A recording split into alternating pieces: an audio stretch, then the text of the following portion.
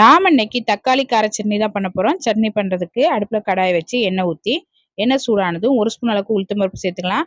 4 வரமிளகா, ஒரு 8 பல் பூண்டு எல்லாம் சேர்த்து நல்லா வதக்கி விட்டுறலாம். இப்போ இது கூட 2 பெரிய வெங்காயத்தை நீள்வாக்கில் கட் பண்ணி போட்டு வதக்கி விட்டுறலாம். வெங்காயம் நல்லா வதங்கினதும் இது கூட 3 தக்காளியை கட் பண்ணி போட்டு வதக்கி விட்டுறலாம். இது கூட கொஞ்சமாக புளி சேர்த்து வதக்கிடலாம். சட்னிக்கு தேவையான அளவு உப்பு சேர்த்து வதக்கி விட்டுறலாம். கொஞ்சமாக கருவேப்பிலை இலை எல்லாம் சேர்த்து நல்லா வதக்கி விட்டுறலாம். இப்போ அடுப்பை மிதமான தீயில வச்சு மூடி போட்டு தக்காளியை நல்லா வேக வச்சிடலாம்.